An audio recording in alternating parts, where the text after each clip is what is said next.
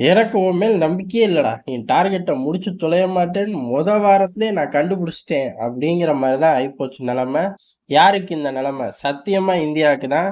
இந்திய விமானப்படைக்கு தான். ஏன் அப்புட்ன்னா, ஹெச்ஏஎல்ல இருந்து ஒத்த விமானம் கூட எங்களுக்கு கண்லயே காட்ட மாட்டேங்கிறீங்களேடா! அப்படிங்கிற ஆதங்கம் எங்க விமானப்படை தளபதிக்கே வந்துருச்சு. அது அவரும் வெளிப்படையா கேமராலயே போட்டு உடைச்சுட்டாரு. இந்த பயலுக மேல எனக்கு துளி கூட நம்பிக்கையே இல்லை அப்படின்ட்டாரு.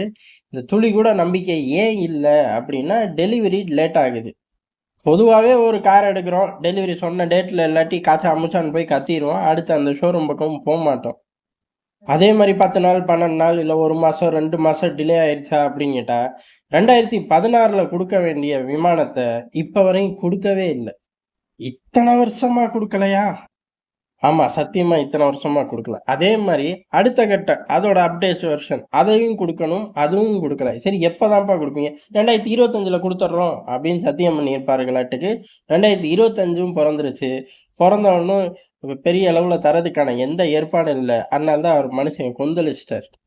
இந்த கொந்தளிக்கிறது ஒரு பக்கம் இருந்தாலும், இந்தியாவ சுத்தி போர் மேகங்கள் அப்படிங்கிறது வட்டமடிச்சுக்கிட்டே இருக்கு. சீனா 5த் ஜெனரேஷன கண்டுபிடிச்சுட்டேன் அப்படிம்பான். அந்த 5த் ஜெனரேஷன நான் வாங்குறதுக்கு டார்கெட் வச்சிருக்கேன். அதுக்கு பதிலா 4த் ஜெனரேஷன சீனா எனக்கு தந்துருச்சு அப்படின்னு பாகிஸ்தான் சொல்லுவான். இதுக்கு நடுவுல சேட்டை பண்றதுக்குன்னே மியான்மர் ராணுவம் மொத ராணுவ புரட்சி வந்து அதுக்கப்புறம் கலவரம் வெடிச்சுச்சு.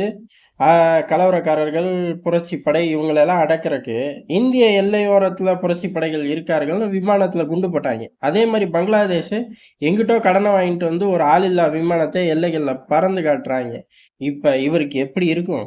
மனுஷனுக்கு சும்மா தக தக தகன்னு பத்திக்கிட்டு எரியாது. நமக்கு தேவை 41 ஸ்குவாட்ரானுக்கு மேல. ஆனா 31 தான் இருக்கு. கேப்பு அப்படிங்கிறது தாறுமாறா இருக்கு. அதே சமயம் வெளிநாட்டுல இருந்து அம்புட்டையும் தூக்கிட்டு வந்துகிட்டே இருக்க முடியாது. உள்ளூர்ல கொஞ்சமாச்சும் சப்போர்ட் பண்ணா தானே வண்டி ஓட முடியும். இது எல்லாம் சேர்ந்து தான் பொங்கி எழுந்துட்டாரு.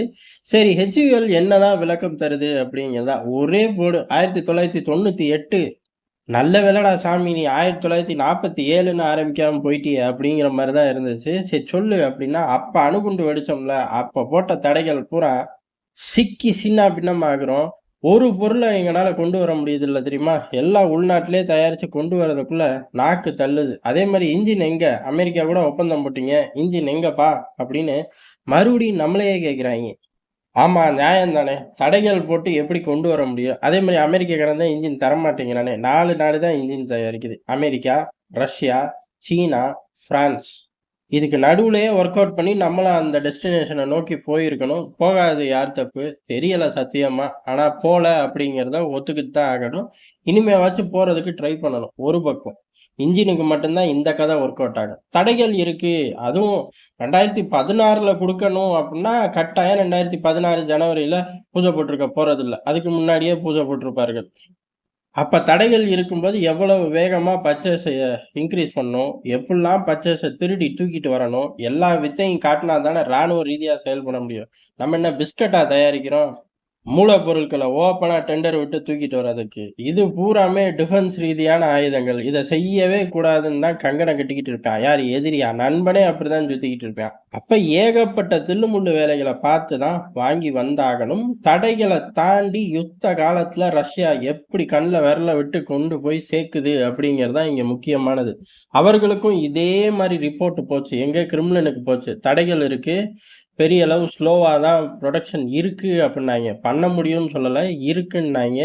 இம்மீடியட்டா பாதுகாப்பு கவுன்சில் தலைவர் எல்லா ஃபேக்டரிக்கும் விசிட் பண்ணாரு. விசிட் பண்ணி ஒண்ணும் கிடையாது. ஜோசப் ஸ்டாலின் சோவியத் யூனியன் காலத்துல சொன்னது தான். நீ என்ன செய்வியோ தெரியாது. யாரு கழுத்துல கத்திய வைப்பியோ தெரியாது. எல்லா பொருட்களையும் கொண்டு வந்து செய். இல்ல உன் கழுத்துல நாங்க கத்திய வைப்போம் அப்படிங்கிற பல டயலாக்கள் அவர் பேசினதெல்லாம் தொகுத்து, திருப்பி இத படிச்சு பார்த்து வேலைய ஆரம்பி அப்படின்ட்டாய்ங்க. அது மட்டும் கிடையாது. எனி காஸ்ட் பர்ச்சேஸ் நடந்தே தீரணும் அப்படின்னு சொல்லி ஆர்டரையும் இஷ்யூ பண்ணார்கள். அதுக்கடுத்து கிடுகிடுன்னு அதாவது 1 மாச டிலேக்கு என்னய்யா காரணம் அப்படின்னு போய் கேட்கறத விட்டு 1 மாச டிலே ஏன் ஆச்சு? இனிமே 1 நாள் கூட டிலே ஆகக்கூடாதுன்னு ஆர்டர் அரசாங்கங்கள் போட்டது. அடுத்த யுத்த காலத்துல ஆயுத பற்றாக்குறை அப்படிங்கிறதே ரஷ்யாவுக்கு இல்லைங்கிற ஒரு பொசிஷனுக்கும் போனார்கள். அதே காலகட்டத்துல புதுசாவும் ஏன்னா இந்த யுத்தம் அப்படிங்கிறது டோட்டலா கையில உள்ள ஆயுதங்கள்லாம் பெரிய அளவு மைலேஜ் எடுக்காது. போராட உதவும் அப்படிங்கிற மாரி ஆயிப்போச்சு. புது ஆயுதங்கள், ஆளில்லா விமானங்கள். ஆளில்லா விமானத்த நியூட்ரலைஸ் பண்ணக்கூடிய புதுசான ஏர் டிஃபென்ஸ் சிஸ்டம். இந்த மாரி பல விஷயங்கள புதுசா கண்டுபிடிக்க ஆரம்பிச்சாருங்க. அதுல சீப்பா, அதுல எக்ஸ்பென்சிவா, அதுல ரொம்ப எஃபெக்டிவா, அக்யூரசியா அப்படின்னு பல விஷயங்கள் போய்க்கிட்டே இருந்துச்சு. பேரலரா அவர்களோட மிசைல் புரோகிராம்களும் போய்க்கிட்டே இருந்துச்சு. எல்லாமே நிறைவேறுச்சு.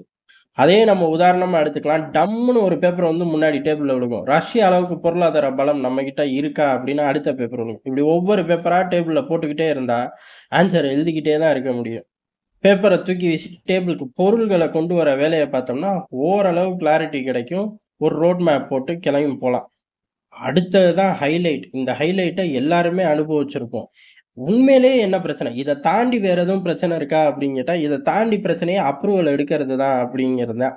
என்ன அப்ரூவல் இதுக்குள்ள இருக்க போது? இதுக்குள்ள அங்க அப்ரூவல் வேணும், இங்க அப்ரூவல் வேணும். சில நேரம் எது காரணங்களே இல்லாம ரிஜெக்ட் ஆகுது அப்படிங்கிறது தான். இத பார்த்தோம் அப்படின்னா, ஆட்டோமேட்டிக்கா நமக்கே புரிஞ்சு போயிரும். இந்தியால பிறந்த எல்லாரும் ஏதோ ஒரு காலகட்டத்தில, ஏதோ ஒரு கவர்ன்மென்ட் ஆஃபீஸ்ல இத அனுபவிச்சிருப்போம். அவரு சைன் பண்ணணும், இவரு சைன் பண்ணணும், இவரு சைன் பண்ணணும். எல்லா டேபிளும் பக்கத்துல பக்கத்துல தான் இருக்கும். எல்லாரும் குனிஞ்ச தல நிமிராம ஏதோ வேலைய பார்த்துக்கிட்டு இருப்பார்கள். டான்னு மணி அடிச்சோனே லஞ்சுக்கு ஓடிருவார்கள். டான் மணி அடிச்சோனே வீட்டுக்கு ஓடிருவார்கள். அதே போல தான் அங்கேயும் இருக்கார்கள் அப்படின்னு சொல்லப்படுது. இப்பதான் நம்ம இன்னொரு விஷயத்தையும் புரிஞ்சுக்கணும். யுத்தங்கள் காலத்துல அதாவது சீனா கூட லடாக்ல ஒரு பிரச்சனை வரும்போது, டக்குன்னு கவர்மெண்ட் ஒரு ஜிஓ போட்டுச்சு. என்ன அப்புட்ன்னா, ராணுவத்து கையிலேயே ஒரு கணிசமான அமௌண்ட்ட குடுத்துட்டார்கள். நீயே பர்ச்சேஸ் பண்ணிக்க. டைரக்ட்டாவோ, பிளாக் மார்க்கெட்லயோ உனக்கு தேவையான சில ஆயுதங்கள நீயே எங்கிட்டு கடந்து கொண்டு வந்துக்க அப்படின்னு சொல்லி ஆர்டர ரிலீஸ் பண்ணி ஃபண்டையும் உள்ளுக்குள்ள கொண்டு போனார்கள். இதெல்லாம் இந்த மாரி கூத்துக்கள்ல இருந்து தப்பிக்கிறதுக்கு தான். அந்த காலகட்டத்தில முடிவெடுத்த மாரி, எப்பயுமே அரசாங்கங்கள் முடிவெடுத்து, இந்த புரொடக்ஷன கூட்டுனா மட்டும் தான் நம்ம தப்பிக்கிறதும் ஒரு பக்கம். நம்ம இப்ப டிஃபென்ஸ் ஏற்றுமதிய நோக்கி போம்போது, இந்த மாரி சித்து விளையாட்டுக்கள்லாம் உள்ள இருந்துச்சு அப்புட்ன்னா, பர்ச்சேஸ் ஆர்டர் குடுக்குறதுக்கே 1000 விஷயம் யோசிப்பாய்ங்க. இப்படி 1000 விஷயம் யோசிக்கும்போது, ஆட்டோமேட்டிக்கா எங்க வருவாய்ங்க அப்புட்ன்னா, பிரைஸ கட் பண்றதுல தான். அதனால இது ஒரு நல்ல ஆரம்பமா நெனச்சுக்கிட்டு, அரசாங்கங்கள், அரசு எந்திரம் எல்லாமே ஓட ஆரம்பிச்சுச்சு அப்புட்ன்னா, ஏறக்குறைய நம்மளும் தட்டி எந்திரிச்சிரலாம். இந்த பர்ட்டிகுலர் ஜோன ஃபோக்கஸ் பண்ணியே பிஎம் ஆஃபீஸ்ல பிரதமர் மோடி அவர்கள் தலைமையில ஏகப்பட்ட மீட்டிங்கும் நடக்குது. ஒர்க் ஷீட்டு டேபிளுக்கு வரணும் அப்படிங்கிற ஆர்டரும் ஏற்கனவே பாஸ் பண்ணியிருக்கார்கள்.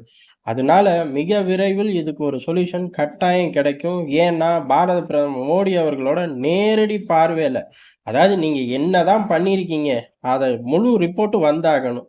அந்த ரிப்போர்ட் எவ்வளோ தூரம் ப்ராக்ரஸ்ல இருக்கு? அதாவது திட்டமிட்டபடி போயிருக்கா? இல்ல திட்டமிட்டதுலேருந்து எவ்வளோ தான் பெண்டிங் இருக்கு? ஏன்?